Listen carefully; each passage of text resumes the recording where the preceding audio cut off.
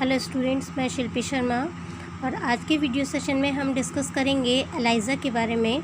एलाइज़ा एक immunological diagnostic technique है जिसका फुल फॉर्म है एंजाइम लिंक्ड इम्यूनोसॉर्बेंट एसे। एंजाइम लिंक्ड है मतलब इस टेक्निक में एंजाइम का यूज़ किया जाता है।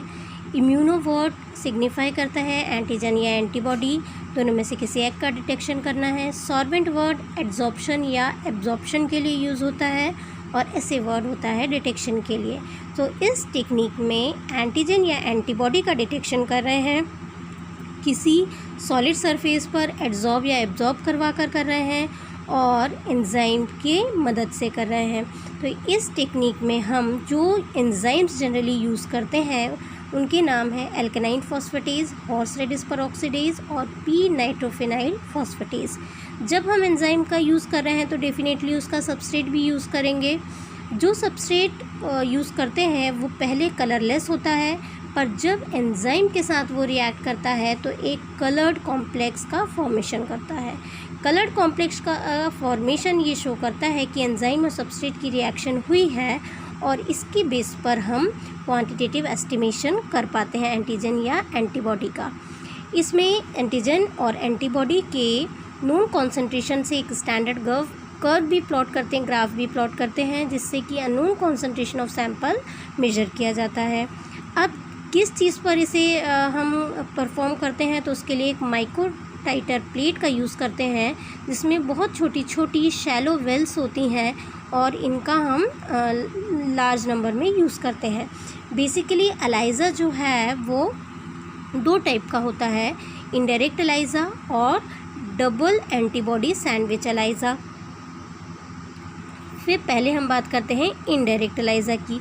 इनडायरेक्ट एलाइज़ा में हम एंटीबॉडी का मेजरमेंट करते हैं। एंटीबॉडी को अगर हमें डिटेक्ट करना है तो उसके लिए हमें माइक्रोटाइटर वेल में नोन एंटीजन को कोट करना पड़ेगा। इसके लिए हम इस डायग्राम से इसको समझते हैं। ये डायग्राम हम देखते हैं, indirect ELISA is used for measurement और detection of antibody. This is then ये एक माइक्रोटाइटर वेल है, ठीक है। ये वेल में सबसे पहले क्योंकि हमें एंटीबॉडी को डिटेक्ट करना है इसलिए इस पर हमने रेड कलर से कोट कर दिया है एंटीजन को। एंटीजन कोटेड किया, उसके बाद हमने इसको वॉशिंग की, वाटर से अच्छे से वॉश किया। इसके बाद हमें किस में एंटीबॉडी को डिटेक्ट करना है, जिस भी सैंपल में उस टेस्ट सीरम को हमने वेल में ऐड किया and specific antibody will bind to the antigen. क्योंकि ये दोनों स्पेसिफिक होते हैं एक दूसरे के लिए तो स्पेसिफिक एंटीबॉडी जो है वो एंटीजन से बाइंड कर जाएगी। अगर सीरम में, अगर सैंपल में एंटीबॉडी होगी तो वो एंटीजन से बाइंड कर जाएगी और स्पेसिफिक होगी तो ही। फिर उसके बाद हम वॉशिंग करते हैं। अगर स्पेसिफिसिटी नहीं होगी, कोई दूसरी एंटीबॉडी होगी तो वो वॉशिंग के दौरान रिमूव आउट हो जाएगी। फिर नेक्स्ट स्टेप में हम, ये हमारा एंटीजन था, ये सैंपल में मौजूद एंटीबॉडी थी, फिर इस एंटीबॉडी के अगेंस्ट सेकेंडरी एंटीबॉडी हम इसमें डालते हैं। ये सेकेंडरी एंटीबॉडी जो होती है वो एंटी ह्यूमन सीरम होता है जो कि एंजाइम लिंक्ड होता है। E is signifying the word enzyme. ये enzyme linked anti human antibody है जो कि स्पेसिफिक है इस एंटीबॉडी के लिए। अगर ये होगी तभी ये आकर इस पर बाइंड करेगी। Then again next step will be washing. Washing करना बहुत ज़रूरी है so that unbound particle is to be washed out, वो वॉश आउट हो जाएं, इसलिए इनकी वॉशिंग करना बहुत ज़्यादा ज़रूरी है। फिर इस स्टेप में हम ये जो एस है वो सबस्ट्रेट ऐड करते हैं और ये सबस्ट्रेट स्पेसिफिक होता है इस पर्टिकुलर एंजाइम के लिए। सबस्ट्रेट और एंजाइम की रिएक्शन होती है और एक कलर्ड प्रोडक्ट का फॉर्मेशन होता है। कलर्ड प्रोडक्ट का फॉर्मेशन या कलर का अपीयरेंस ये शो करता है कि एंजाइम ने सबस्ट्रेट पर काम किया या दोनों की रिएक्शन हुई। इन दोनों की रिएक्शन हुई means enzyme is remained in the well. Enzyme well में था, इट मीन्स सेकेंडरी एंटीबॉडी थी और सेकेंडरी एंटीबॉडी थी इसका मतलब कि प्राइमरी एंटीबॉडी टेस्ट सैंपल में थी, तभी इन सभी की बाइंडिंग एक के साथ एक होती रही। और इस तरीके से कलर को या तो हम स्पेक्ट्रोफोटोमेट्रिकली मेज़र कर सकते हैं या फिर कई बार क्वालिटेटिवली देखकर भी पहचान सकते हैं कि sample is containing the test antibody. So this is the indirect ELISA. अब हम बात करते हैं double antibody sandwich ELISA. Double antibody मतलब इसमें 2 एंटीबॉडीज़ का यूज़ किया जा रहा है। ये एंटीजन मेजरमेंट या एंटीजन के डिटेक्शन के लिए है। एंटीजन के मेजरमेंट के लिए है तो वेल में सबसे पहले किसका एब्जॉर्प्शन होगा? एंटीबॉडी का। Antibody antiserum absorbs to the well surface. Well surface पर ये एंटीबॉडी लगी हुई है। इसकी वॉशिंग की ताकि कोई भी और दूसरा पार्टिकल हो तो वो वॉश आउट हो जाए।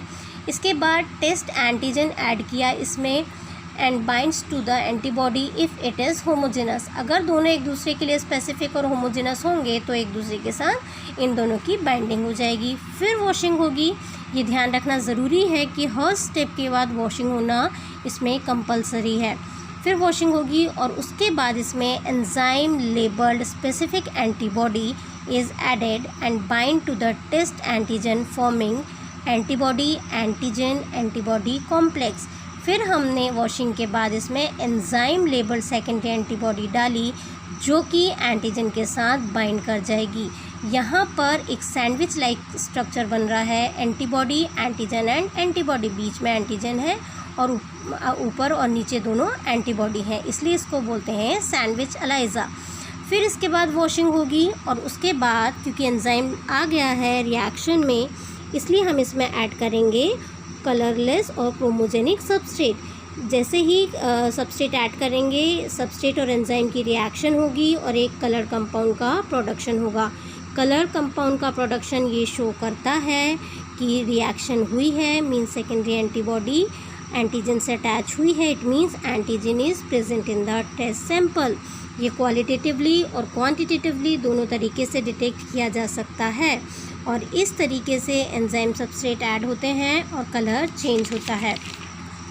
सो इसमें जो कीवर्ड्स आए हुए हैं वो कीवर्ड्स हैं chromogenic substrate, chromo means colour, colour generating substrate इसमें ऐड करते हैं जो कि इनिशियली कलरलेस रहती है, बाद में वो कलर प्रोडक्ट फॉर्म करती है आफ्टर रिएक्टिंग विथ एंजाइम। और जनरली जो सबस्ट्रेट यूज़ होती है वो नाइट्रो फिनाइल फॉस्फेट होती है फॉस्फेटेज एंजाइम के लिए, नाइट्रोफिनाइल फॉस्फेटेज जो एंजाइम था उसके लिए। फिर एंटी ह्यूमन सीरम है, ये सेकेंडरी एंटीबॉडी की तरह यूज़ किया जाता है इन द इनडायरेक्ट एलाइजा, क्योंकि ये ह्यूमन सीरम के अगेंस्ट एंटीबॉडी होती है इसलिए इसको एंटी ह्यूमन सीरम बोलते हैं।